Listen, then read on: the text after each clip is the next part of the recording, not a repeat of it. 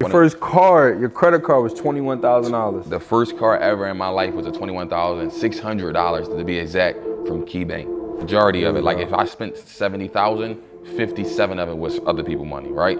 The other 13 came from me. I tell people, when you're looking and seeking funding, never just apply for one thing. That's the main thing that I learned.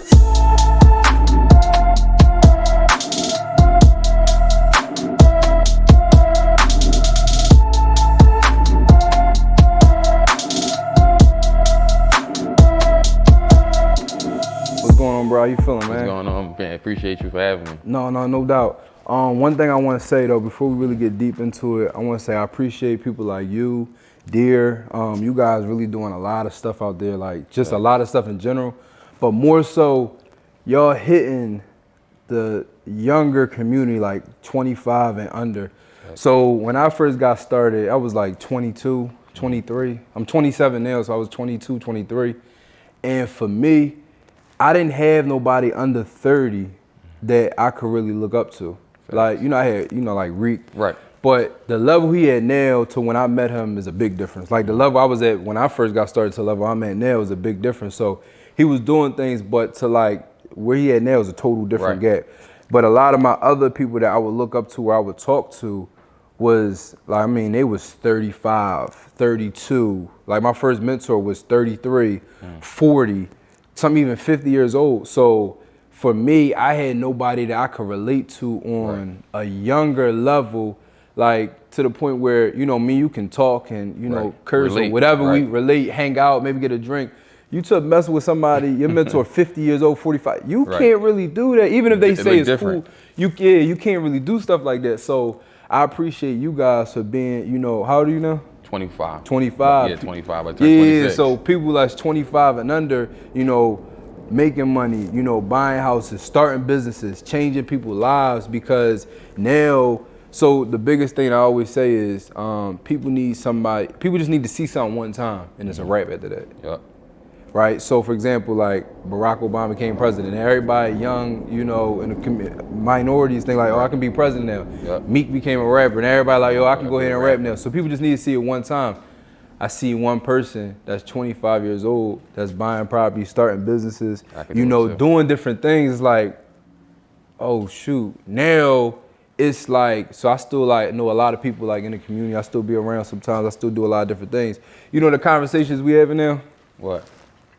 I'm talking people like on the block, like, yo, my credit is 750, what's yours? Yeah. Yo, my credit's 700, what's yours? Bro, that's how it's supposed to be. My credit's 680, I need to get up 20 more points. Like these regular dudes having these conversations and your name and their name coming up in these conversations, yo, like they drop some game, I can get my score up 20 points. Like these regular dudes, like still in the trenches worried about, yo, my credit, getting everything situated or like, yo, I'm gonna save up this little bit of coins I'm making over here and I'm gonna go ahead and put a down payment on the house. Like, how can I do that with no pay stub? Like, how, like they trying to figure out. I say get your brain juices flowing. Exactly, and that's the whole thing. That and the thing is, people always try to get all the game. Like my goal for like social media and just people that's following me, watching me, is not. I don't want you to catch everything in one setting, but I just want to spark that thought. You spark that thought for you to go get deeper information. That's all I want to do. I want to spark that thought. Like, dang, I ain't even think about doing like, because you can't teach everybody in 1 hour video. It's too much. But now they go in, let me dive deeper into this information. Let me dive into some of my information. Let me go get a book or something like that. So I just want to start off saying I appreciate you guys because one thing is you're not going to relate there. Everybody not going to like you. Everybody not going to relate to you. Everybody not going to like me or relate to me. But it might be vice versa. You see what I'm saying? But together we can make a bigger impact. Exactly. So if there's 100 people out there, 50 people might like me and 50 people may not like me. And then the vice versa. But at the end of the day, we hit 100 people. Facts. We hit the whole room. That's so how now I like what you, because people like, man, I'm not even old, but people might like, you 25, I'm 24. You a little closer to me. You see what I'm saying? Or like, for example, like, I'm married. People might be like, I'm not married. I don't really want to listen to him. I want to do somebody that's not married because now I can relate a little better. Like, you'd be surprised. People think like, oh, he a little too bougie. I don't want to listen to him because of X, Y, and Z. When we know we regular guys, but it's just a perception. So one thing I want to say is you just quit your job, right? Too. Yeah, November 5th, 2020. Or how I feel now? It's been what? How many months is that? Like 4 or 5 months? Yeah, like 6 months now. At first when I first quit, I didn't know if that was the right decision. For a real long time, I was like questioning myself, like, did I do the right thing? I was up late. I was like waking up early as if I still had to punch the clock. Like, I was nervous, not sure what was going to happen. Yeah, I had some money saved up because I'm a great saver, but that's not like a cash flow. That's not like the next check, right? It can go down. So now it's like after a while, your savings start to dwindle if you start dipping in it too much. And I was fearful of doing that. I think we all know I had a class December 5th, which was a month later, and it wasn't planned. Like I did the math and did the numbers. Like, whoa, that was crazy. But a month later, I had my first in-person class where I was teaching people financial literacy, real estate, and after that, I just knew that was the right decision for me. Like I knew me quitting that job November 5th, firing my boss was the best decision that I could make, but I didn't know that until December 5th. But here's the thing, right?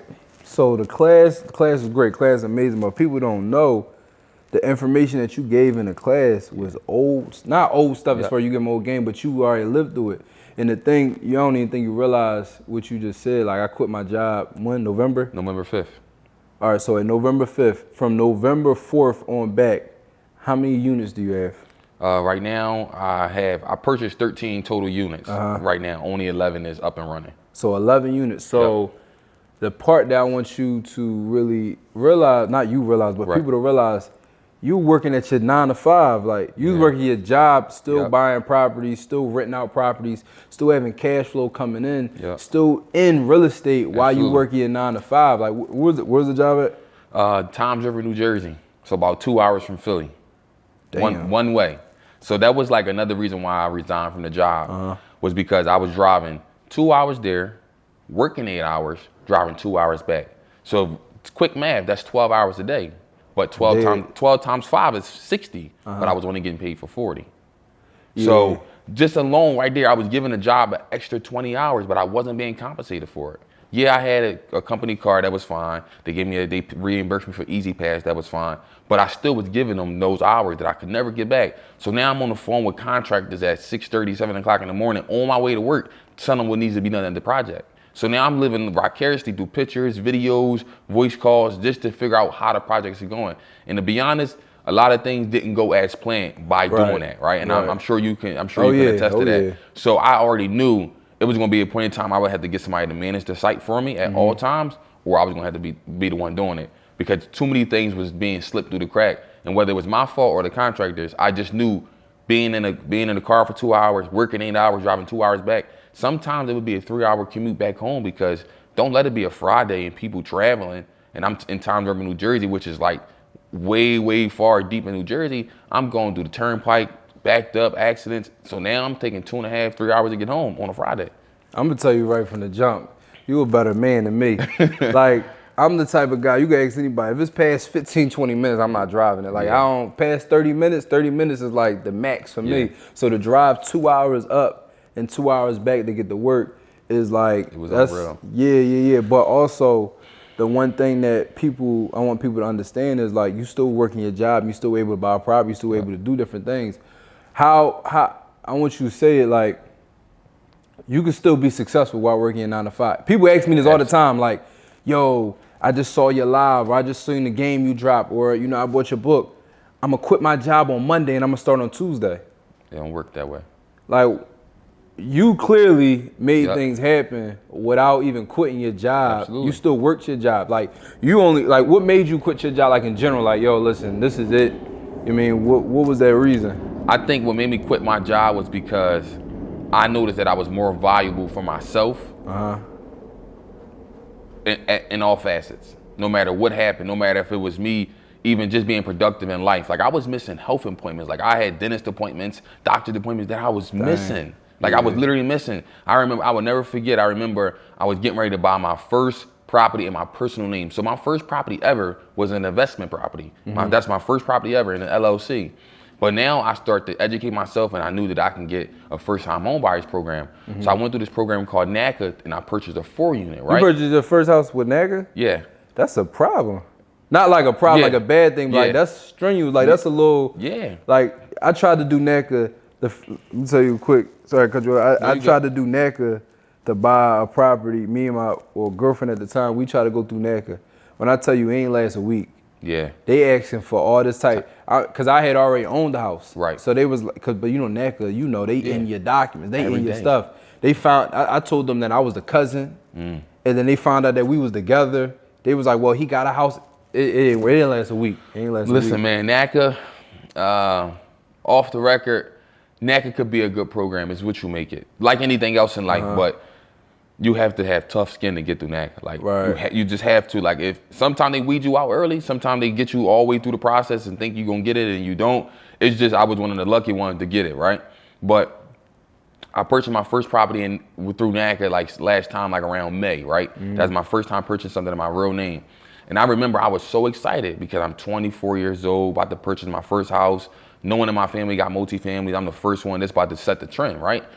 And I would never forget, they called me and told me that the inspection would be like on a Thursday at like 2 p.m. I'm like, bet. With the home inspection? The home inspection, right? I'm like, bet. I really don't have to do that in investment properties because I'm gutting it out anyway, right? Right. So now I'm learning the process. So now I tell my supervisor like 2 weeks in advance, like, hey, that Thursday at 2 p.m., got to leave early or I got to come in late, one of the two. I'm not sure, but probably leave early to make it to my property that I'm my intended property so that I can go ahead and get the home inspection. Oh, don't worry, Cornelius, you can go. Don't worry, you can leave about like 12 o'clock, get there by 2. I was fine with that. I got there, I got to work, normal day, 11:30 come, everything hit the fan. Everything, right? So now in my mind, I'm like, at the job. So now in my mind, I'm like, well, I hope they don't think I'm going to stick around to resolve. This one had to get resolved tomorrow, right? But it's like, I'm the only project manager on site. So you got to handle that. So I got to handle it. There's no way. So long story short, I missed my inspection. You talking about heartbroken? So that was your first. That's my first one, right? I never owned nothing in my personal name. This would be the first endeavor. And to have it be a 4-unit, to have it be through a first-time home buyers program, for me to be making 6 figures a year, everything was on the up and up. And that right there crushed me, like devastating, because I missed the opportunity to get the ball rolling. So I had to delay it because the home inspector somebody had to be there, and the seller wasn't going to be there. So long story short, they pushed back a week, and I was able to get it done. But that instance right there, it was like an eye opener to me, like something got to probably change soon. You know what I'm saying? And that's what happened. What was the time frame between that and you quitting? It's about like 6 months. Oh wait. No. I'm sorry. About like a year and some change. Wait. So you got 11 and 12 months? So I got 11 units and 10 and a half months, basically. So you got 11 units? 11 units. So for people that don't know, that's apartments. So like one house had 4 apartments. That's a 4-unit. Yep. And then what you got, like a duplex and some triplex. Yep. So you got 11 and 10 months right out the gate. Right out the gate. All right, so we got the first one through NACA. NACA, program, no down payment and all that type of stuff, right? You bought down your rate? My rate? No, I was going to, but I got bigger plans down the line. So my rate is at 3.25, which is ain't bad. Yeah, which is not bad, right? But if I would have the interest rates buy down, I could have got it down to like 2%, and I'd have been paying almost like basically nothing. But because it's a 4-unit and it's in the area that it's in, I just went in there and did a bunch of value add stuff, and I raised the rent so that I can get that high cash flow. So there was no point in me to give them money when I already know the property is undervalued. The property is not making at its highest and best use. So now I went in at today. So since May 2020 till today, I have renovated 75% of the building, like completely, like 100%. Now the units is cash flowing like ridiculously. And now I'm going ahead and take the equity out. I'm gonna go ahead and do the burst strategy on the play that I did in my personal name. So I took a different approach, but it's still the same end goal. So one thing that I really wanted, you just threw me off. So you said, and we talk all the time. Right. I didn't even know this. Yeah.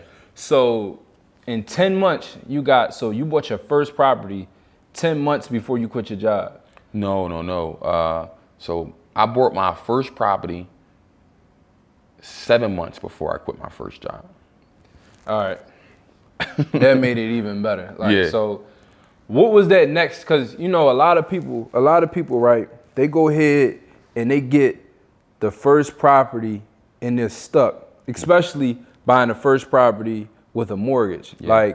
a lot of people, they buying houses cash. They know how to, you know, X, Y, and Z, raise up some more cash. But a lot of times when people get I see all the time, they get their first property with a mortgage, and the mortgage company says so what I realized, when people do stuff the hard way, they did it the hardest way possible. So they know how to navigate again. Yep. When people do it the easier way, which is get a FHA mortgage, get a NACA mortgage, basically you putting down hardly no money as your down payment, and the government is giving you money to help you buy your house.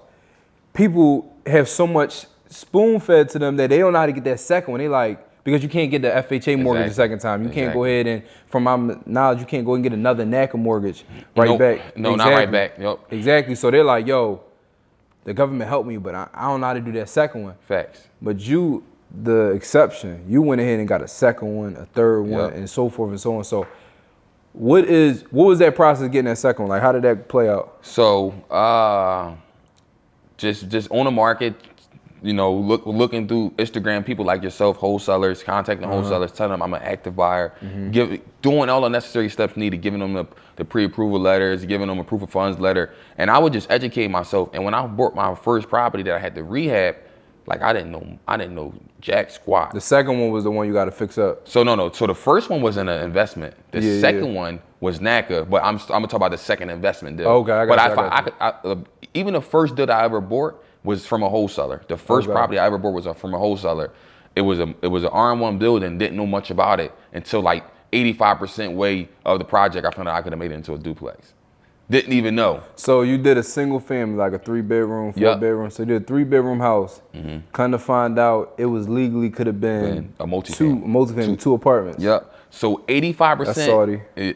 Whoa, that's the understatement. That's the understatement. So I exhausted like almost all my cash to invest to make that into a duplex. Now, just today, which is only a year and some change, I'm starting to get my money back from the things because I made the highest and best use of that property. But that was once the property. So you redid once you already was done the property, you went and gutted it out and redid into a 2-unit, or just kept it? So when the point I was at, I wasn't going to finish the basement, but the basement had a garage, so it was at ground level. So I was able to use the basement as a second unit, but I could have split it up in a different way and made better use of it. But I got 2 units out of it. They both are rented out now. So I made it work, but that wasn't until I spent a lot of money already on that project. So like I was over my budget like a lot. It was just crazy, but it was a learning lesson. That's still decent though that you was able to, you know, fix that situation and still get the best use out of it. So one thing you said a couple of times, you said I spent a lot of my money, spent a lot of my cash. Was this, because I know you tap into the credit and everything, which you about to get into, was all of it your hard-earned cash, or was it something using leveraging somebody else's money, like banks and credit cards? Majority of it was other people's money. Here we go. Right, majority of it. Like if I spent $70,000, 57 of it was other people's money, right? The other 13 came from me. But the one thing that I appreciate the most was that because my credit was always in a good position, I kept getting money throughout. So it was like I was like down to my last earnings of my hard-earned money, and I'm like, well, what's next? And I'm like, well, let me see if I can apply for this card. And it just like the approvals was coming right in time. So like I would get a credit card, max it out, get another credit card, max it out, forget that I need more money, so I spend my own money. But then I'm like, well, I don't got too much more left, so I got to get another credit card. And I kept doing that. And that's how I funded the deal. So funding the extra of the deal. And this sounded like it was by accident. Like you didn't even really know what you was doing. Nope. As far as the credit goes. Not at all. Everything was by accident. I just knew that people was giving out money. I always heard of OPM. I always heard of don't use your money. You shouldn't use your money. Why use your money? Like that's all I heard before on Instagram and little people shooting ads and just say OPM. So I knew it, but I didn't know how to go about obtaining it. Right. So then once I got the first one, I said, well, at the very least that worked. So I did the same thing again, again. And before you know it, I done raised enough money to complete the project in its entirety. So now the property is entirely completed, right? So now I'm like, well, what's next? Never knew about a refinance. Never knew where to go or what to do or what the application would look like. Never knew. So look, right. You went and applied for these credit cards. You did all this on an accidental. You don't even. So one thing that I realized, I met you. It's funny because shout out to Khalif Leaf. Yeah, shout out to you. He introduced us. He called me and said, yo, I got this guy. He want to meet you. And I'm like, all right, what's up? Because me and Leaf, we was boxing together and stuff like that. And he was like, yo, he really want to meet you. And I'm like, all right, what's up? You know, and it's crazy because people say that all the time. And I'm just like, all right. But a lot of times people like at ground zero or like they didn't even like buy not one of my books, but buy a book in general, listen to a podcast in general. So it's like, yo, how serious are you with yourself? You know what I mean? But he said, no, he already like in the mix. And so he sent me an Instagram and I started following. I think you got on live.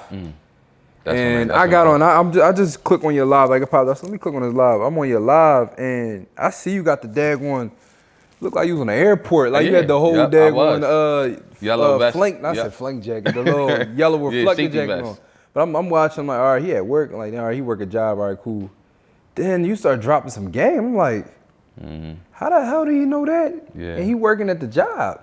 Then I'm listening, I'm tapping in. That's when I joined on to the live. And then we started talking and then we hopped on a phone call after that. Absolutely. But at that point, I knew you as the real estate guy. Like, cause that's what you was talking about was real estate. That's my passion. Yeah, but now it seems like you got this whole other space.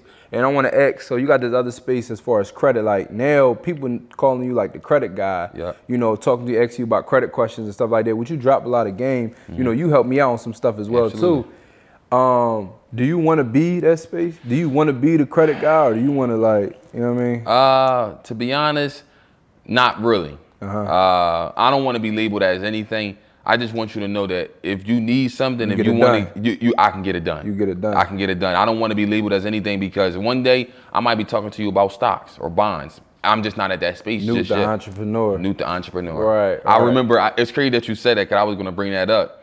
I remember I was in our apartment at college with my girlfriend and I was like, I'm going to do this thing. When I'm still going to my 9-to-5 job, I'm like, I'm going to do this entrepreneur thing. And I was coming up trying to figure out the best catchy name for Instagram. And on my timeline, I was following a bunch of no good stuff. So I had like 1,300 followers and I was following like 1,700 people. I literally unfollowed almost everybody and only had like 20 followers, right? And I purposely unfollowed people that I knew wasn't on my same type of wavelength, right? Nothing wrong with that. Nothing wrong with that. You always got to audit your circle, even though they may not be your circle, right? So you got to audit what you see. So I unsubscribed to all their pages. Like 2 weeks later, I came up with the name Newt the Entrepreneur, right? Didn't know where it was gonna go with it. And now today, just that was maybe 9 months ago that I changed my Instagram name. Like people don't even know that. That was like 9 months ago that all this has happened. Now today, people don't even call me Newt. They say, yo, Newt the Entrepreneur. So it's just, it's crazy to even see that. And to see. It's that, all man, of a sudden you crazy. just thought about in the dorm room. Exactly. So look, back to the credit space, right? What was your first credit card? What was the limit on it? It's crazy. People be like, what? 21,600. So wait. That's my first credit card. Your first car was a dub. Your first car was 20,000. 21,000. Your first card, your credit card was $21,000. The first car ever in my life was a $21,600 to be exact from KeyBank. All right, so look, put that on pause. We're gonna get right back to that, right? Absolutely. You know, my first car was $300. Yeah. First car was $300, right? But that's a whole nother story, right? And now total available credit, what's that number now? For me? Yeah. About like 157. So look, right? What I'm trying to figure out is, for people that don't know, because people hear about $300 credit cards, secured cards. That's how I got started. I started with a secured card, was paying it every 3 months, X for a line increase, and then every bank I got 20 to 30,000, and I ran up my 6-figure credit profile, right? But for some people that's trying to figure out what exactly, how do you run up to 150 something? Like, how do you even get to that space? Because my method, I think, is different. Like what we talk about, your method, you and Deer and all that, y'all methods is different from what I'm super traditional. Like I play the long game. Like, yo, look, start out with a secure card, paid every 3 months, and boom, next you know, by the end of the year, you have 20, or you have 15, and do that with 3 different banks at the same time. Then you go 20, 40, 60. You know, you got 60 grand in 12 months. Some people, and the idea of it, some people don't have, you know, make $60,000 a year at their job. So you making 3 to 4 phone calls every year. Let's say with 3 different banks, so 4, 8, 12. You making 12 phone calls, one every 3 months, and asking for a line increase. You get your $20,000 from each card, from each bank.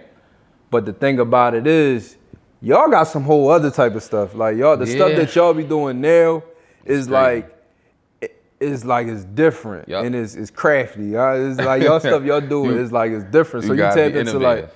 like how you get that.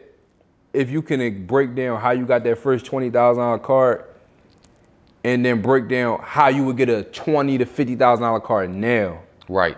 Cause I know that's probably different. Yeah, that's totally different, right? Yeah. So like back then when I first got my 21,600 credit card from KeyBank, that's my first card ever, right? KeyBank, right? KeyBank. Funny, I got 20,000 from them. I put like I funded probably like $1 million through them. Sheesh. With Yeah, just people with friends and just and the crazy part, it was just on the humbug. I just like, yo, call them. They like, yo, I got 50 grand. Yo, I got 30 grand. Yo, I got 40 grand. They give out a lot of money still to this day, right? Uh-huh.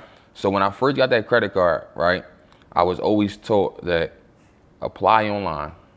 And I never knew why that stuck with me, but I went to a mentorship out in Baltimore. His name was Mark Whitten. He do wholesale. Yeah. So I went to Mark Whitten class. I shout out to my HBCU Morgan guys.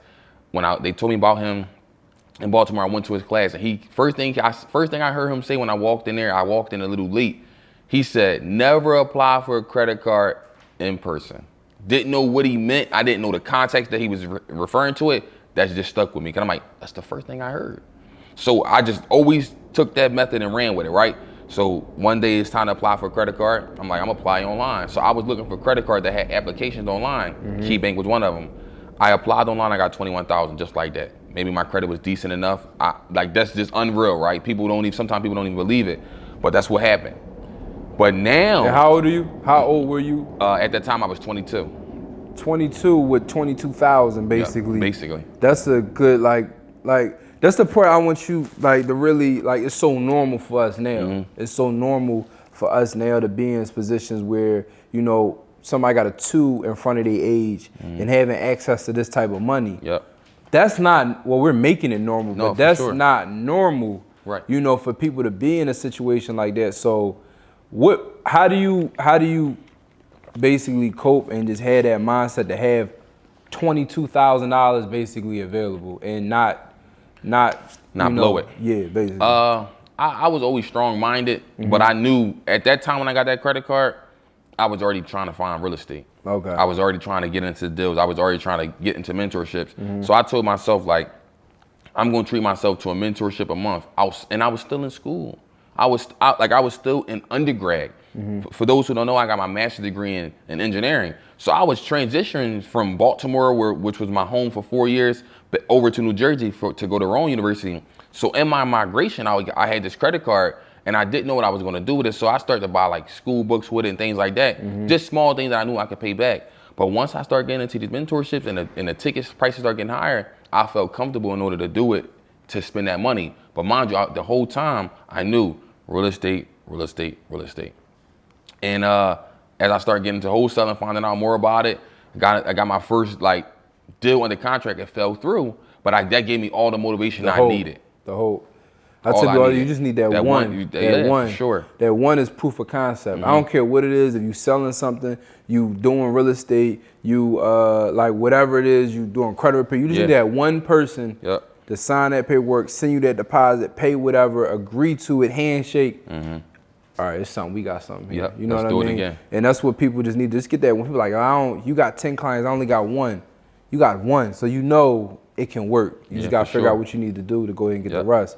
So you would agree that mindset is first before anything. Before anything. Because you just said something. I got the 20-something $1,000, but my mind was already right.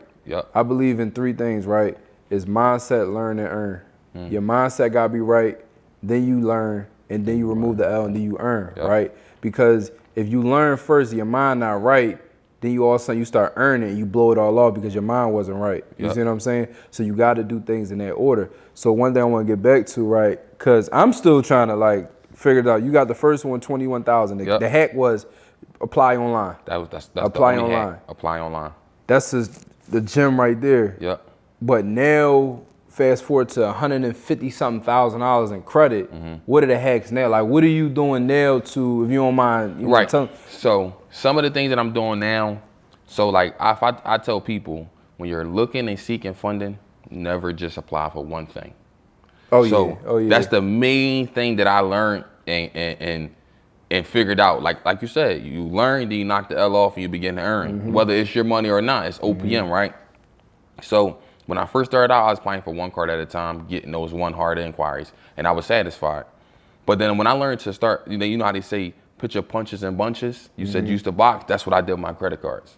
I start literally applying for several credit cards at one time. Then I figured out how to not get an inquiry for each card. Wait. So what's several? Because several to some people is 2, 3. No, I was doing like 5 to 7 cards at a time. Every single time. All this is online though. All this is online. So I was literally Googling banks, credit card applications online. I was literally Googling that. Capital One, Discover, Chase, Bank of America, all these credit cards was coming up. And I was just figuring out which banks I noticed and recognized from my community. So I was going to the Capital Ones, the Chases, the Bank of Americas, things like that.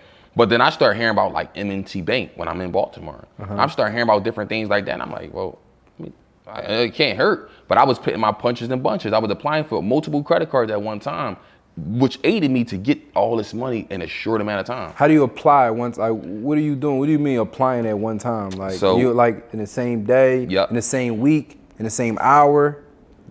So, same day, preferably same hour, but more importantly, at the same sitting. So I wouldn't leave the laptop until 7 applications was submitted. Crafty. Listen, I wouldn't leave the laptop until 7 applications was submitted. And just by doing that, I remember the most I ever got was 6 credit cards at one time, which was total for $62,000 exactly.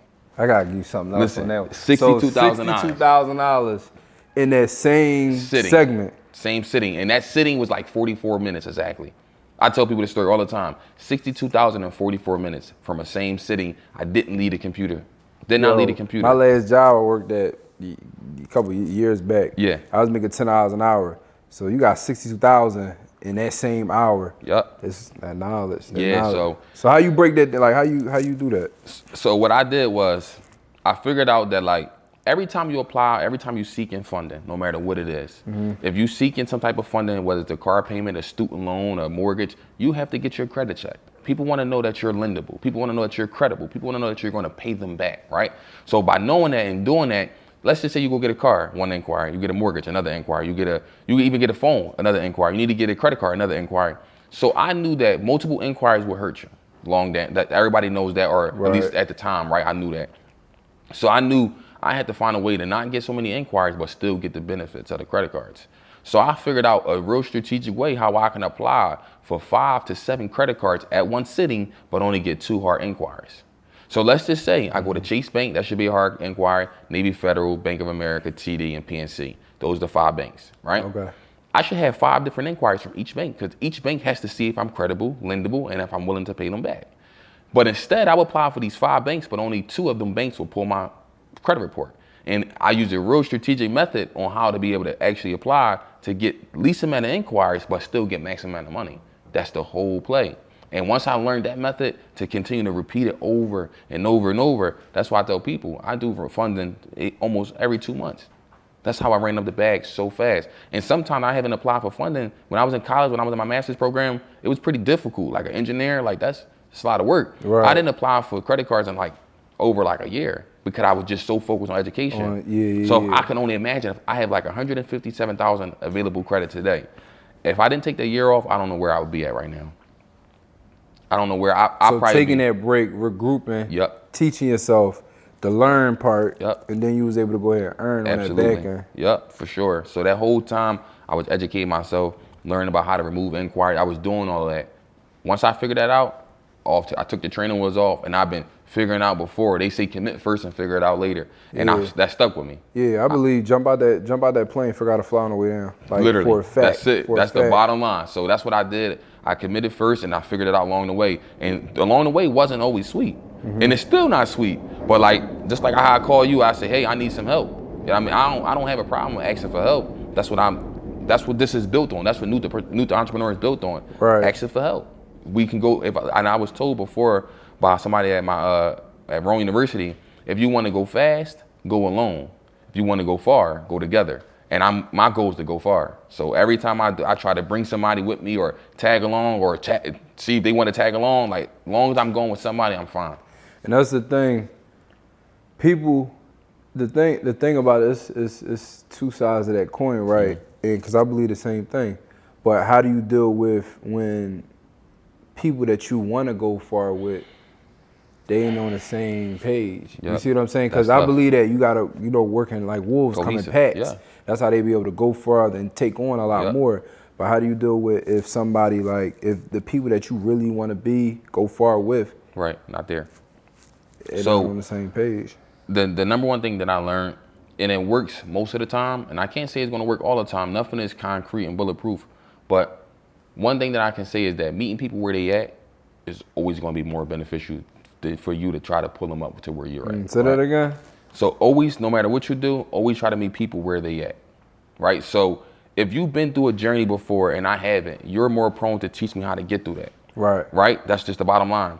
But if I never been to your level, how do I know the corks and the screws that go through that to get to where you at? So most times the reason why you got a better mindset, you got a stronger mindset, you have a bigger goal in mind. So 95% of the time when you're trying to go to this destination, you're trying to get people that haven't been to that plateau yet, haven't been to that performance yet, haven't been to that stage yet.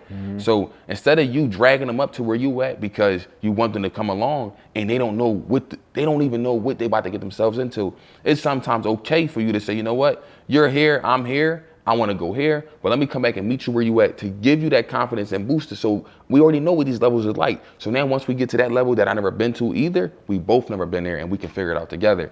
And just by knowing that, I've been doing that ever since, meeting people where they at. That goes a lot further. And then sometimes you got the people who got the hard head who say, nah, I'm just cool. Well, that's fine. Those people you sometimes got to leave behind. But the ones who can, I would definitely say meet them where they at and bring them along. The crazy part is, I agree with you 1,000% because I used to be that person. Like I got a friend that I'm real close with, and I literally was begging them. Like I'm talking about, like I'm grabbing them by the neck and dragging them with me. Like you coming with or without, whether you want to or not. And I don't want to say they didn't fail me because that's not what happened, but the expectation wasn't 100% met. It was always like halfway. But I realized it was always halfway because I was pushing the other half. They weren't 100% in on it. Yeah. You see what I'm saying? So I'm dragging them. I'm pulling like, yo, listen, I really want you to be a part of this. I gotta move. I want to. And the real reason was they weren't 100% interested. I just was trying to force them to be interested because that's what I was doing. Yep. And you got that thought in your head from just culture, community, rappers, just Learned people behavior. like, yo, bring your brother on with you, bring your sister on with you, bring your folks on with you. And they might not have the same goals and dreams that you have. So what I started doing definitely in the last 12 months, but over like the last probably like year and a half, yo, here goes some information. Here go this play. I'm gonna go over here, I'm gonna come back in a week and we'll talk about it. Yep, educating them. What happens in that week though? Sometimes they don't even complete it. Boom. But now, I still sleep good at night. I gave you the play, I gave you the game, I gave you the information. But what I used to do before, I used to get them to play, give them the game, the information. I would go to tutoring basically with the information. Right. I'll pop up at lunch. We doing a mastermind at the end of the night. We doing a 7 a.m. call every day that week, over that week and a half. But you think about it, I'm the one really doing the work. I'm really one that pushing it. So now what's been working out better and it had my mind a lot more free to focus on other things. Yo, like you said, Key Bank has a $21,000 card. They do it at application online. Yep. Yo, bro, here go this bank. This is what they gave me. Copy and paste what I put on mine, put on yours. Yep. Apply online. Yep. I'm gonna talk to you in a week, and then we can see what we can put. You can put your 20 with my 20, and let's see what we can do with 40. Yep. A week happened. Oh, I didn't even get a chance to do it. Every excuse in the world. But it's cool now because I sleep good and nobody can say nothing bad about you because, dang, he did give me that. I you relinquished your I duties. fumbled it. I fumbled. Yep. I didn't do that. And now, because I'm going to be cool regardless. I'm going to make sure I'm applying. I'm going to make sure I'm doing what I got to do. But now it's like, all right, but now I can easily say, all right, bro, make sure you get around to it. Like, but I'm going to catch you in a little bit. Yep. And now they looking at you like, dang, I can't even be mad at him. Yep. I can't Put even the be onus mad on at him. them. Yeah, but one of the things I used to do before is like, they used to ask me for some game. Yo, let's meet up next week so I can sit there and run the whole thing down to you. They used to say bad stuff about me because they're like, yo, he's supposed to link on me last week. He never came because in my idea, I'm like, I need to spend 5 hours with you Nah, like, here go the play, here go the copy and paste. Right. Just do it. Right. Put the ownership on them. Yeah. And it never will go through. Or 90% it wouldn't go through. But I can live with that because look, I gave did your behalf. Yeah, I did what I had to do. So how do you deal with, like, you know what I mean? Like, do you have everybody you started with? No, not at all. Not even a percentage. Like the people that I talk to more frequently today is the people that I met within the last year. The same. That's just the bottom line. Like, I talk to you more than I talk to people that I like grew up with. You know what I'm saying? So, it's crazy, but it's facts. Yeah, like, and then the conversation that me and you having, each and every time, I can almost count on my, like, I won't even be able to count, shall I say, how many times I spoke to you, and each and every time I probably learned like 2 to 3 new things in a conversation. You know how many times I'm going back to my same community and I'm the only person coming up with ideas. I'm the only innovator. I'm the only person who went to college. I'm the only person who took on the unknown. We fear the unknown. That's the bottom line. Just like I told you the other day on the conversation. I said, this is my first time doing something like this. I'm not sure. But listen, Thursday or Friday or this weekend, I'm gonna get over here. We're gonna talk about it. That made me feel better, knowing that I could possibly get some more insight to know what I gotta do. So like I said, I'm never above asking for help. But you got so many people that got that pride situation that sometimes keep them behind. But more importantly, when you get them and you put the onus on them and they don't perform, like you said, you can sleep easy at night. And I lost a lot of people. I lost family over this. Like, to this day, I had some family members that believed that they should have what I have, but they ain't do nearly as much. They ain't do nothing. They ain't do a quarter. A quarter. They ain't do a quarter. A fraction. They ain't do a quarter. It's like, dang, like, I see, I just paid off my mother's mortgage. Appreciate it. March 8th, 2020, I paid up my mother's mortgage, the remainder of her mortgage. That was something that I told myself I always wanted to do. And to do this early in my journey, within a year, basically. Like, you paid off your mom's mortgage. Yeah. You see what I'm saying? These are the conversations that aren't normal. Yeah. But they're normal to us. Yep. But that's the whole reason why I wanted you here to have these, do this. Yeah, for sure. Because I wanted people to have insight and hear in on these type of conversations. Yep. Like, somebody's going to hear and be like, wait a minute. He did what? Paid off his mom's mortgage. Wait a minute. He got a $20-something thousand credit card at 22, 23 years old. Yep. Wait a minute. He got $150-something thousand. When I was working at my last job, I was making $25,000 a year. I think overtime was like 27. So let's round up 30. Right. 3, 6, 9, 12, 15. Take you 5 years to do $150,000, right? So and it's not even taxes. It's not even expenses. You see what I'm saying? So like, these conversations aren't normal. It's normal to us, but the whole point of this is to expand it so it can be normal for everybody. People overhear these things, like, and like I said, we gave a lot of game on here. We dropped some gems. But the whole point, we didn't go ahead and go into like a full-blown course. Absolutely. But yet it's sparking. Yeah. Sparking Hopefully somebody that watched this and sees this or hear this, that's all they need. Like you said, it only take one time. I tell people all the time, like you said it on the good side. I say it on the bad side. If you have a theory and you have a belief, it's a hypothesis, right? Let's just say, if I can find one set of data that goes against that, it's not valid anymore. So you see how you said it, like you only need one person to do it to spark the interest. If you got a belief or something or a hypothesis that you believe that work, and I see one person do it outside of that, it's now not valid. So if you're telling me that you can't purchase 11 units in a year, you only need one person to do it for that thing to now be not valid. Exactly. That's how I look at almost everything. Exactly. So you 27, you got all these units. If somebody dare tell me it ain't no way for you to do new construction, how? Boom did it. If they say it ain't no way for you to hold this set, how? Boom did it. I only need to find one person. So now my job is to find that one person to ask them how they did it. I like that. I like how you said that. You flip it. Always. So only look for it. So your day to day is on a hunt for the X factor. Yep. Your day to day is to be on a hunt for that one exception, that one exception, that person that's like, I never heard anybody say it like that. Yeah, we call that an outlier. You have a set of data, like this to say numbers is 1, 2, 3, 4, 5. You college dudes. Listen, you have 1, 2, 3, 1, 2, 3, 4, and you got 27. That's the outlier. That's the one that stands out the most. That's the one that don't fit in this set of data. So if you have these people that's saying that this can't be done, you only gotta find one person that goes against that. Everybody over here is now wrong. Yeah, they all false. They all false. It's not accurate because one person did it. It's funny because I use that same idea just in day-to-day life. So, and people can look at me how they look at me, but I have no pity, no remorse for grown men. Fact. It's just, I literally have no pity and no remorse for grown men. And why is that? Because I know too many grown men that were in the bottom of the bottom and made it out. Yeah. So like you telling me like, yo, I can't do this, and you work a job? Yeah, I'm not trying to hear it. Yep. Oh, I can't do this. I just came home. You know, I was locked up, I came home. Yep. I know, shoot, one of my cousins, he had 10 jobs since then. I don't even know how he getting these jobs, right? Facts. I know somebody that literally was kicked out of college, like me.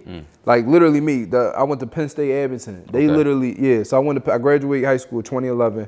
I went straight to Penn State Abington. I had a 0.8 GPA. Like, I was literally getting all Fs and a D. I think I got 1A. It was in art. Like I got 1A. It was like in art, but I was nice in art. That's a whole nother thing, right? So I remember, I think they called the dean or whoever it is. He called me into the office. They said, we need to talk. Come here. I'm like, yo, what's going on? I'm thinking like money. I don't know what it was thinking about, right?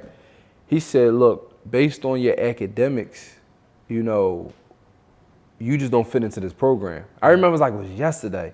I can even draw the guy's face if you want. I remember like yesterday, he said, based on your academics, you know, you just don't fit in this program. You don't fit in this program at all. So basically I got kicked out, right? And long story short, well, what happened was they said, we're gonna give you it was the beginning of the semester. They said we're gonna give you the rest of the semester to like basically get straight A's to prove that you can stay a little longer. Obviously that didn't happen. Obviously that didn't happen. So I got kicked out of there basically. And so when people say that I don't have a college degree and I can't do it, I don't believe that. you see what I'm saying? People say they can't do certain things because of X, Y, and Z. So that's why like people look at me how they want to look at me. I don't have pity for grown men because I've seen too many people come from the bottom, make it to the top. You know what I mean? I know people that's doing 100+ units, new construction stuff, and they literally started out wholesaling. Right. So, yo, I don't come from a rich background. How I'm able to go and do these big deals. Like I know about buying one house, but how I'm able to well, I know this guy that did it. He literally started out just doing some wholesale deals, saved his money, and then transitioned to one new construction, 10 unit new construction to 100 unit. So you can't tell me certain things. And that's we pretty had the same concept, but and I'm just telling people to do the exact same thing, but really tie all this back to what I was saying. Don't try to drag people along. Yeah. Because there's always that one person that was in their same shoes that you feeling bad for, but somebody else, they made it out the mud. For sure. They figured out what they had to do. So that's the crazy part. But one other thing I want to ask you is what's how do I say what's the next thing? Like what's the next move? Like what's your plan? So I see you. You know, you doing a lot of teaching. You teaching people, which when I tell you, I appreciate that. I appreciate that.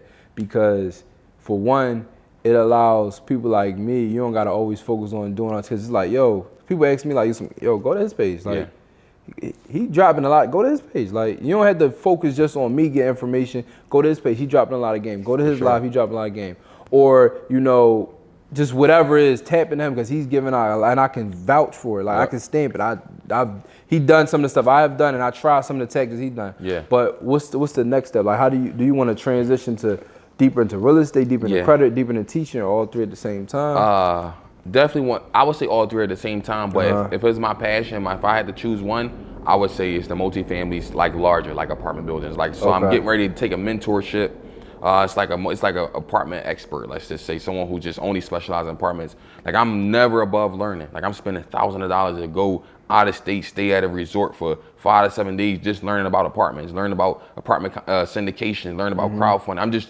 I want to go bigger. Like I don't really have. Like I'm trying to do new construction. I'm trying to buy lots. Like I'm buying buildings with lots next door to it, knowing that I can do something in the next couple of years. Like I'm literally just channeling my attention on something, but not too sure who or how I'm gonna find it, but just doing resources every day. Like we use our phone in such a way every day that we need to use it in a way that we benefit from it. Instead of just scrolling all day long on Instagram and seeing no good, like I literally unfollowed everybody and follow people that I knew that I aspired to be like, or that's doing something that I highly desire. That's all I look at. Yeah. I don't look at nothing else. I don't watch TV. I don't really listen to music. Everything I do is tailored to where I want to be, because I was always taught and I always believed. Like I tell people all the time, you got kicked out of school. How many years you did? What, at college? Yeah. So I graduated 2011. That's some 2 semester year, semester. I may have did 2 years. It might have been a year and a half. So we gonna call it 2 years, yeah, right? I think, because it took me like a full year of Fs for them to give me that phone call. And right. then, so maybe 2 years, but it was 3 semesters. I know that third semester, that was like, right. So listen, right. I did 4 years at Morgan State University, which is an HBCU out in Baltimore. People know it's known to have it's an illustrious institution as far as education, but also got a rigorous party life as well, right? And it's, HBCU, so we know how that can be. And then I went to Rowan University for 2 years, so that's 6 years of schooling just in higher ed.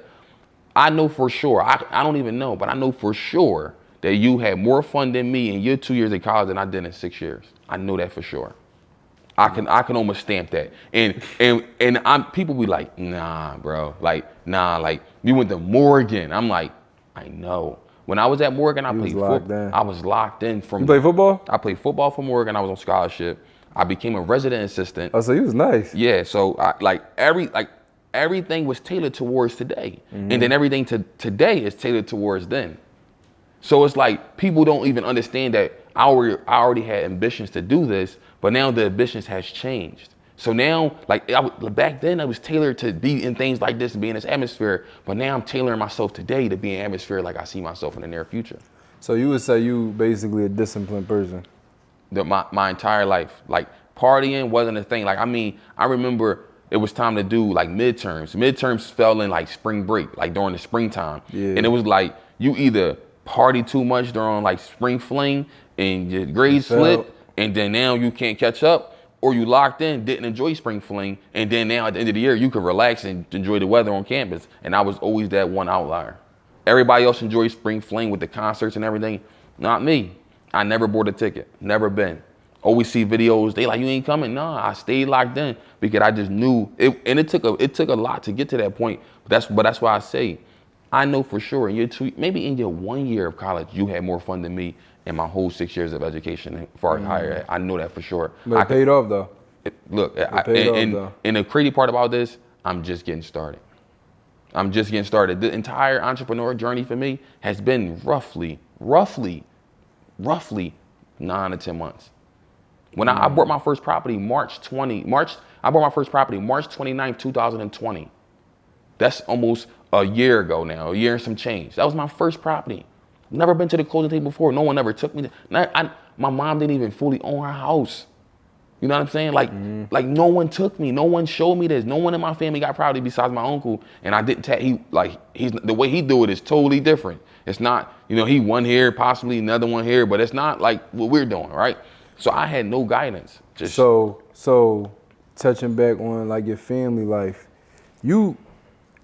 how was you raised, and what is your family situation as far as like entrepreneurship and like rent properties? Like what is that like? Is that not happening? Not happening at all. It's 100% absent. So you the real estate guy. You the man in your family. If they need anything, people come to me with questions about things that I don't know, and then hoping that I can say, I can get you an answer, or give me some time, I can figure it out. We similar. That's the bottom line. People call me about the craziest things. Like I would never forget, right? So, to answer your question, right? My mother, she, married my stepfather, great guy. My father was incarcerated the majority of my life. When he was there, was on and off. I didn't talk to him too much. Did talk to him. But no one in my family really owned anything. We, rent our life, apartment to apartment, house to house. Not really me. My mom stayed in her house that she'd been at, but my other family members, they moved a lot. My sister, the first person I know that went to college. From the same household, same mother, same father. She went to college. Even it took her long to graduate. It took her 5 years, 5.5 years to graduate. So all these things was like, it was absent for me. I was the first one. So now it's easier for my younger cousin to go through and learn because they seen Newt do it. They seen me do it. But more importantly, right, because it was so absent, that gave me all the drive I needed to say, well, because I don't have it, I'm going to be the first one to do it. And this one I knew it got real for me. Like I'm going to tell you this very instance right here. This one I knew things got real for me. I was at Morgan. I was moving and shaking. I was already going to wholesaling. Shout out to Mark Whitten in Baltimore who helped me out a lot during that journey. People already knew things was happening. You know, got a new car. I was saving some money. I was making some noise, small noise though, right? And my great grandmother, she was, you know, at the end of her time, and you know, I mean, we put her in a nursing home and stuff like that. We just was making her comfortable. And I prepared myself for that. The family prepared ourselves. We knew she was going to go. But whatever happened, it was time to do the obituary. It was time to pay. And I would always remember my parents and my grandparents stay in a child's place. So when they was handling business, they would be in a dining room, and we had to be even in the living room watching TV or upstairs in a room. We couldn't be. That was the common thing. Stay in a child's place. Don't discuss adult business. So at the time of college, I'm like, okay, in my mind, I'm still a child to these people. In my mind, right? And I will never forget. My grandmother passed. I came home from Baltimore, and it was like, we need to gather money for the obituaries. And it's like, I didn't even think twice. I'm thinking like, oh, they got it. They the adults. But I'm in college. Whole time, they waiting for me to enter the room. The whole time. And from that moment on, I knew that everything after that, I had to turn up. Everything. So I wound up creating. Now, I'm not artistic at all. I'm not like you. I can't draw. I'm not creative at all. I had to create the obituary. So the obituary that people still have to this day, remember my great grandma, I put that together. The verbiage in there. You know what I'm saying? Like, no one in my family got the education. Not that you needed to know how to write and spell and punctuality, but it's a vital part. You know, the grammar was all the way off, no commas. Like the whole obituary that they had created wasn't what I wanted to put my grandma away with. It just wasn't, right? And then like, I'm talking about like we know what an 8.5 by 11 paper is. We know what black and white is. Like that's what we was gonna go with. And the whole time I'm in there with the kids, not knowing that this what the adults had created. Whole time they needed to bring the kids in. And it wasn't that they had to bring the kids in, because it was people that was in this room with kids, but I was the only one that was selected, or shall I say, wanted to be in that room with the adults. And from that moment, not only did I pay for the obituaries, I stayed up all night to make sure they was right. I went to Staples at 6 a.m. I got them printed out, got them like everything to make sure that my grandmother had a proper rest. And from that moment on, I think everybody seen me and looked at me differently. From that moment on, everybody looked at me different. Newt can do this, Newt can do that. I start to. Now you the man. Now they calling you for the stuff. You got to go handle everything from like that day on. Everything has to been handled for me. People are looking at me like, yo, like you are the way out. I remember I had posted something on Instagram, and I said, I had posted something, and my uncle said, he commented something. I'm saying, I'm just trying to make a difference. He responded, and I probably could find it on Instagram. He responded and said, you are the difference. I had to screenshot that because I'm just trying to make a difference in my caption. And he responded, you are the difference. And I know what that means because I know what we've been through as a family. You know what I'm saying? So from that moment on, I just locked on. I'm tunnel vision. I'm following people like yourself and Reek and Doug, people who just in the space, people who got way more than me that I'm aspiring to be like, that I'm aspiring to get to. Them levels, them new construction buildings I'm seeing. Like I told you, I was living vicariously through you. I remember go watching your Instagram in college. You was putting door hangers and wholesaling. Like I remember it. I don't know how many times exactly, could have been some time, but you failed your exam 7 times. Something like that. 9, excuse me. You failed it 9 times. I remember you had door hangers in your trunk of like an Impala, and you was giving them to your little cousins, and they was going out. I remember I was on everything. Like I'm talking about like on everything. I was logging on Instagram on my laptop, watching lives from there, and on my phone, so I could double. Like it was crazy. I was like dedicated to the process. That's how it all started. Everything worked out though. Yeah, and it's like I said, it's just the beginning. Yeah, no, you definitely got hope. Like I had the conversation with you before, and I told you like, yo, the stuff that you talking about, the stuff you think about, like I'm in rooms with people that's on like a whole another, like literally, like I'm talking about another level. But the things that you say, the conversation we just had, they not, some of that stuff, and I told you, I said, yo, don't short yourself because some of these conversations we have is not in those rooms. Like, people that have, you know, big money, doing these big deals, doing these big buildings, they don't even know how to apply and get a $20,000 credit card. Yeah. They like, yo, if I don't have the cash, I can't do it. So that's why I was telling you, once you get that game and mix it in with the game you're gonna have, it's gonna be like, it's gonna be on a literally another level. You're gonna be over a lot of people, literally, because a lot of people don't have the information you have. So for one, I appreciate you coming in. We just having this conversation that matters, just talking. I appreciate that. I didn't even know, I learned a lot about you. We kind of similar, like the things that you saying as far as family goes and things, how you start and stuff. I didn't even realize we got a lot of similarities. One thing I want to say is, because you got a lot of, you got 20,000 all the way to $157,000 credit cards. You got 11 units in 9 months. I'm sorry, I don't want to play. Yeah. 9, 10 months. How can somebody else get this game from you? Like, you got something that people can like tap into? Yeah, for sure. So I post a lot of free game, and this is crazy because like, even you just saying we got a lot of similarities. That's what I believe you do. Well, I believe you was doing that before I met you. And then when I met you, one of the first things you said is like, I provide a lot of free game. That's what it's about. But before I even knew you was about that, in my mind, I'm like, yo, he giving out all this information. Y'all better tap in. And I just felt like, and I tell Dear this all the time, people try to ask, well, how you know what to put out? How you know what people want? How you know what people gonna buy or people gonna take heed in? And my simple answer is that I provide the thing that I felt like I needed when I was coming up. Yeah. That's the bottom line. So every time I go to new levels, like right now, if I want to say, okay, I wanted to build a 55-unit apartment building, but I don't know how. Once I finally obtain that and get that and do that, the things that I felt that was absent in my journey in order to make that process easier, that's what I'm going to be able to create for people. Because I know that it's going to be one other person out there. Like you said, you only need one. We only need one person. I only need one person out there to believe that, okay, this is the right product or service for me to be able to get it. So one, I drop a lot of free game on Instagram.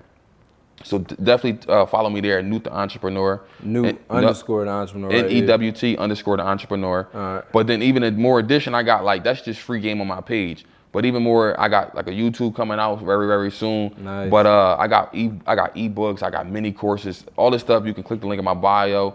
You can, you guys can have it. I got a landing page that's gonna be getting created really soon. That's gonna be permanent. I think I'll let you guys know it's gonna be like www.runwithnewt.com. So it's gonna be standard. You guys can find me there all the time. Give me about like a week or two to get that up and running, and that's gonna be stamped. We're gonna have that internally to make sure that everybody can just, if Instagram dropped today, you know, I can go in there and get that game from Newt. I can go in there and get these packages. I can go in there and get value, because that's all I'm putting out. I take people say, well, hey, when we gonna get this? And I say, I'm not sure, because I'm not just putting out anything. Yeah. That's the bottom line. We're gonna take our time. Yeah. The crazy thing I just heard, and I definitely want people to tap in.